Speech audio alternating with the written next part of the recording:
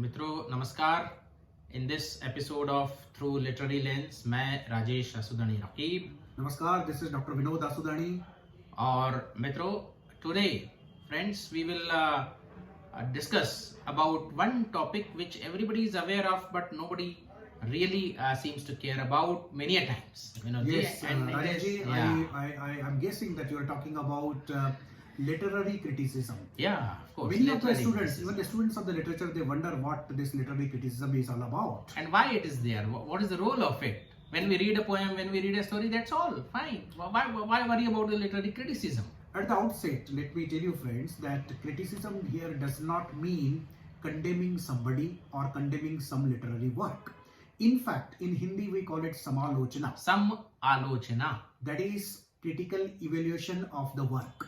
Positives as well as negatives of pros and cons, we should say in a very rough language, so to say, and a balanced view of any work of literature.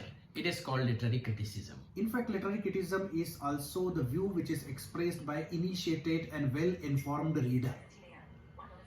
And apart from this, literary criticism has traveled a long way. The earliest Western literary critics are Plato and Aristotle. Perhaps they were the first thinkers in the Western history to speak clearly about literature.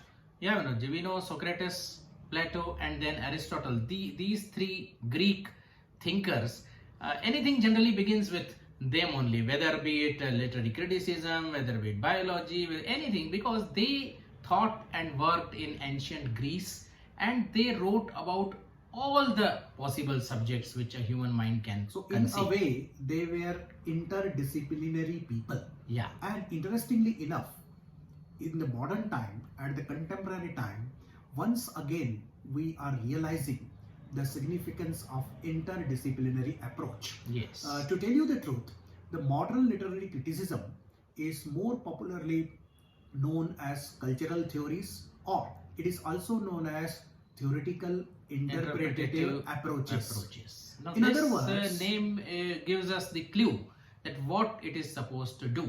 Generally हम जब भी कुछ पढ़ते हैं, कुछ poem है, story है, कोई लिटरेरी पीस है, तो मतलब वाह वाह क्या बात है, क्या बात है. लेकिन ये काफी नहीं है विनोद जी. जी बिल्कुल नहीं. क्या बात है से बात क्या है, वहां तक हमको जाना है, और यही काम करती है literary theory. So in a way, you are trying to say that the piece of literature is not simply the manifestation of emotions.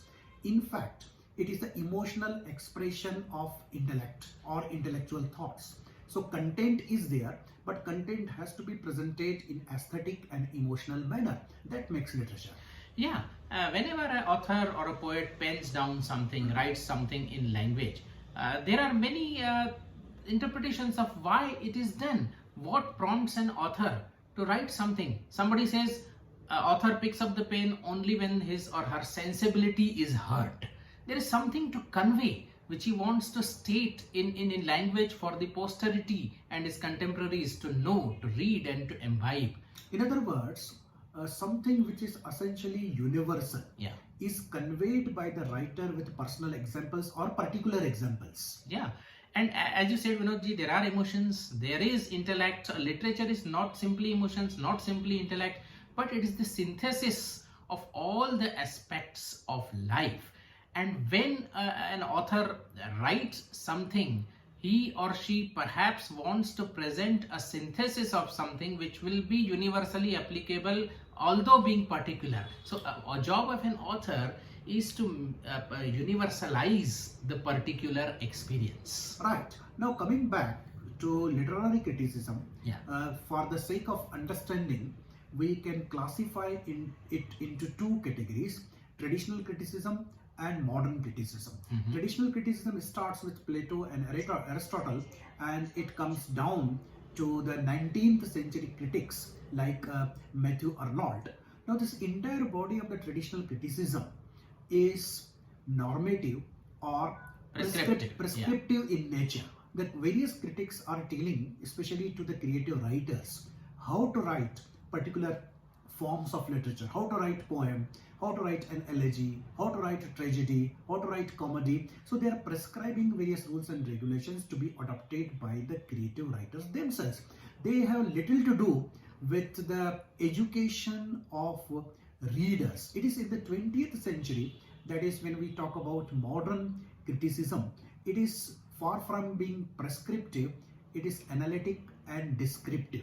So the critic describes the literary work in different ways. He's trying to decipher different connotations, different meanings, different contextual references, so that when reader reads it, he can understand it in a better way. मतलब विनोद जी, आप ये कह रहे हैं कि जो पहले का क्रिटिसिज्म था, ट्रेडिशनल क्रिटिसिज्म, वो एक रूल्स बना देते थे कि भाई ये ट्रेजेडी है तो ऐसे लिखी जाए, ये पोएम लिरिक है तो ऐसे लिखी जाए, और उसको उस आधार पे जज किया जाता था कि ये कविता, ये लेख, ये कहानी, ये अच्छी है या नहीं है। अगर ये रूल्स फॉलो करती है तो ये ठीक है, और ये फॉलो नहीं करती है तो ये उतनी अच्छी नहीं है। लेकिन जो मॉडर्न क्रिटिसिज्म है, इसका नुक्ते नजरिया थोड़ा अलग है, इससे बिल्कुल विश्लेषणात्मक है।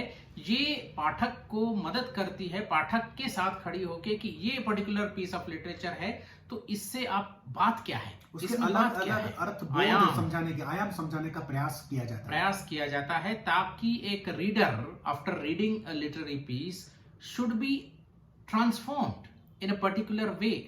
We all of us are transformed after reading literature. Otherwise, we would not read. Even if it is a pure entertainment, still it serves a purpose. It entertains us. We will see in detail, Vinod ji, बाद में क्या होता है. Exactly. And before coming to the objective of literature or literary criticism, I would like to share one more thing with our viewers. Traditional criticism does not borrow the theories of the other disciplines usually to understand or interpret literature. Whereas one of the essential characteristics of the modern criticism is it has taken the theories and tools and approaches from the other disciplines like economics, sociology, history, psychology, culture, even music, to interpret and understand literature. So here you are interpreting the literature not with the literary tools, but the tools which are derived from the other disciplines of knowledge. And it is here that the modern criticism becomes interesting as well as challenging. जैसे एक psycho analytic school of criticism है modern criticism में, तो यहाँ fried की theories जो है mainly वो रिफर की, fried himself was not a literary critic, but his theories have been used to understand and interpret literature. This is very important. इस तरह मार्क्सिस्ट क्रिटिसिज्म है, फेमिनिस्ट क्रिटिसिज्म है, ये अलग अलग पहलू हैं, अलग अलग तरीके से एक लिटरेचर को समझने का प्रयास है जो कि उन विषयों की थ्योरीज को लिटरेचर पे अप्लाई किया जाता है. It is very simple to understand. If somebody puts on blue specs, so entire world will appear to be blue for that person. If you wear green specs, the world will look green for you. कहते हैं ना, सामान के अंधे को हरा ही हरा नजर आता है. So if you look at the literature through Marxist point of view, you will see that there is nothing but there is a class struggle, class conflict. And if you see through the feminist perspective, you will realize that either females have been denied their rights or the literature is nothing but a hue and cry to get those rights. और अगर आप psycho analytic तरीके से देखेंगे तो आपके unconscious desires, subconscious motives, इसके द्वारा एक्शन संचालित होता हुआ आपको लगेगा. If you look at the sociological adopt the sociological point of view of F.R. Lewis, then entire literature is nothing but a social document. तो ये विनोद जी मैं आपसे पूछना चाहूंगा, whether it is right to view a literature exclusively from a particular perspective? No, the straight answer is no. Because literature is not a propaganda. It is not the medium of conveying any particular ideology. In fact, it is the rendering of real life through artistic and aesthetic means. Therefore, the function of the criticism is to enhance the wisdom, knowledge and sensibility of readers so that they could be in a better situation to get more and more comprehensive perspective which is unfolded in the piece of work. So why don't the modern critics adopt a synthetic perspective or a holistic perspective, viewing a piece of literature from all prevalent possible angles? Well, it is saying why the nationalisms are not giving way to the internationalism. Everybody delights in their own perspective, but I think we should evolve towards a synthetic perspective of literature. जब एक piece of literature हम पढ़ते हैं तो अलग अलग तरीके से, अलग अलग एंगल से उसको अलग अलग लोग कैसे समझ सकते हैं. And as they say, Vinod ji, the world is full of intersecting stories, all of them true and valid. Exactly. And it is true that when writer writes, a dominant element in his piece of writing may be Marxist, maybe feminist, maybe subaltern concern, but it does not mean that the other approaches are invalid with relation to that piece of literature. They are equally valid. Only thing is that you have to look at that piece of literature from that perspective. I mean, all approaches are valid unless and until a writer himself or herself has written a piece of literature as a propaganda of a particular ideology. Exactly. Now, here some of the pronouncements or some of the opinions of the major critics, I think they are worth discussing, because they will help our readers to understand any piece of literature whenever they read it. And for example, Aristotle says that poetry is not what is. Poetry is not concerned what has been or what will be. Simply says poetry is what can be, what could be, what might be, what may be, what should be, what should have been. So it is concerned with not how the reality has unfolded itself, but it is concerned with exploring the possibilities that could have been manifested under different circumstances. May I put it this way, that Aristotle means that poetry should have, what could have been, should have been, and would have been, maybe? Exactly. Possibly. So it is open-ended. One thing is poetry is open-ended. Any literary piece is open-ended. Nothing is said with the touch of finality. This is something great. The longinus is an important stage in the development of literary criticism. He says any piece of literature becomes a piece of literature provided it is characterized by sublimity. Sublimity is aesthetics. It should have the touches of aesthetics. If you are saying something plainly, it may appear to be a literature, but it is really not, because literature essentially should impart pleasure. When you come to Wordsworth, Wordsworth clearly rejected that to instruct is not the function of the literature. To impart pleasure is the first and the last function of literature. That is what he says in his preface to Lyrical Ballads that was published in 1798. And somebody also said it is a delightful instruction. That is a Dryden. He says Dryden says delightful but instruction. But nowadays, in the contemporary times, majority of the critics are of the opinion that to instruct is not the job of the literature, but to provide delight. But still, there are two schools in literature.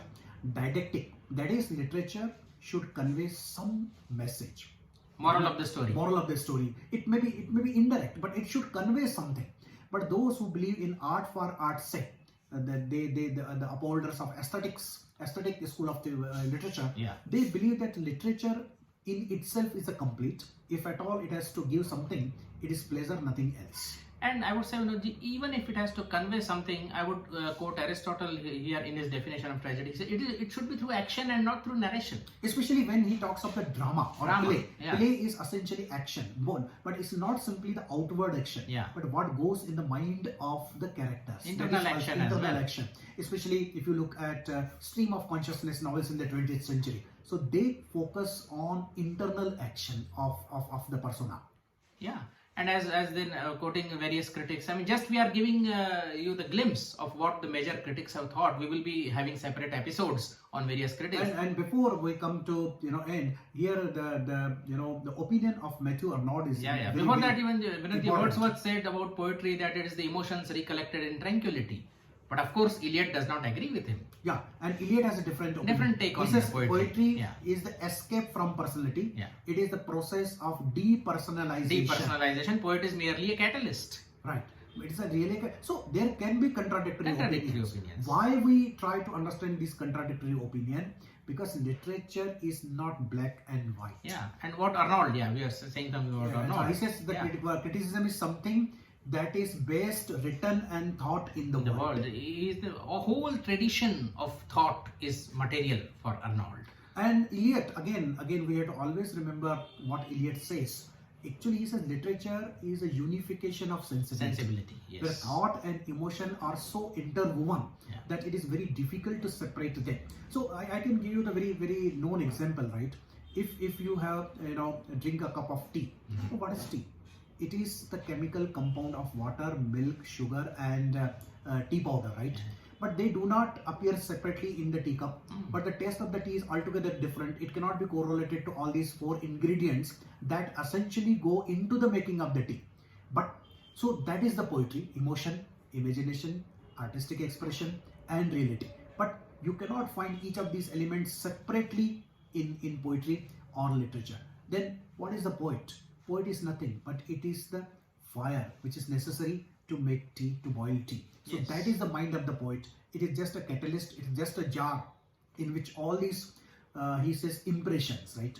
Imaginative, emotional, artistic impressions, they are gathered, and the process of poetic creation goes on. So the quality of the poem does not, he says, depend upon the intensity of emotion of the person, but it depends upon the intensity of the poetic process. So that is important what Eliot says. Yeah, there's such a unification.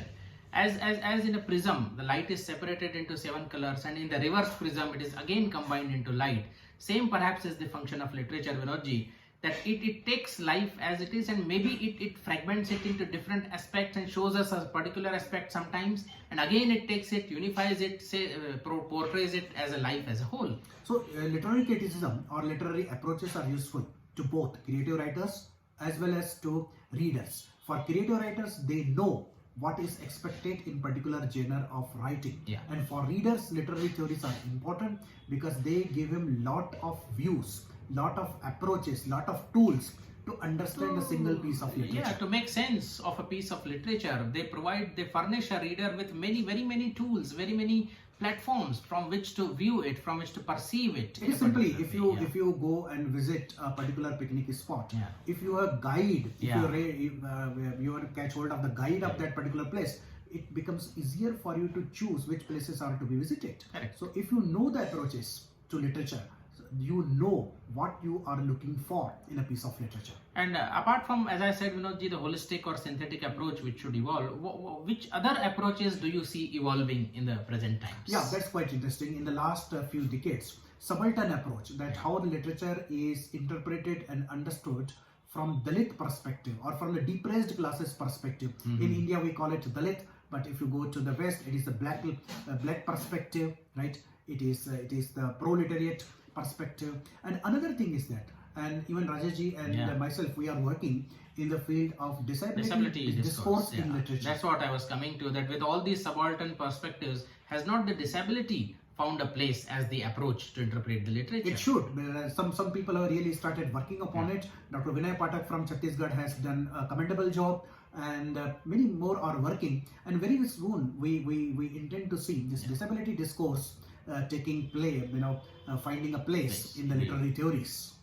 Definitely. So Vinodji, I believe that with today's discussion, our listeners would have a perspective, would have something with which to view literary piece, to perceive the literary piece, not as a raw assemblage of words and emotions and thoughts. And again, I shall tell readers that literature should not be approached just as a means of entertainment, but it is a very serious cultural commentary. It is a kind of alternative history. It is a kind of alternative philosophy. It is a kind of alternative sociology. And all these insights, literature is very much capable of rendering.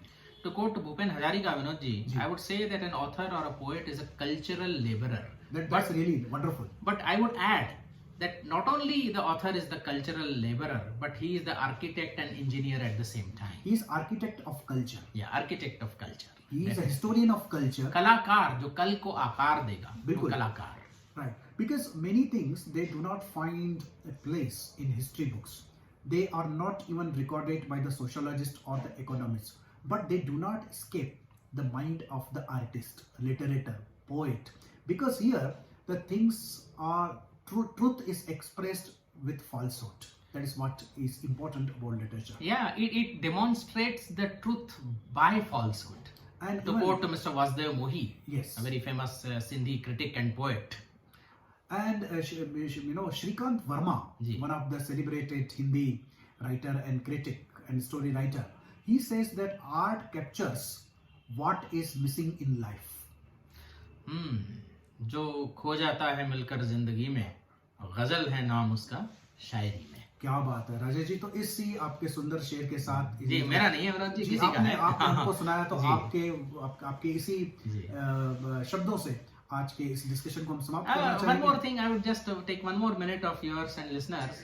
I remember Ruskin Bond, Oh yes, who yes. in his book describing his childhood, he simply casually said one thing. He said, "What is madness? Madness is a person who does not think like us step by step, but his mind or her mind is all over the place." Exactly. That is madness, and that is author also. And even psychologically it is true. Yeah. We call that person madness, Yeah. who is possessed by the frenzy, because he is possessed by the greater energy, greater thoughts than any single individual is capable of processing. Bilkul. So we think viewers, after today you will definitely have something more to look for in a piece of literature rather than just entertainment or just pleasant words. So thank you very much, and please share your comments in the comment box, and if you like these discussions, subscribe through Literary Lens, our channel. On this, from time to time, we always come up with new discussions on literary pieces, criticism, and so on. So I look forward to have your liking and love for this channel. Thank you. Thank you.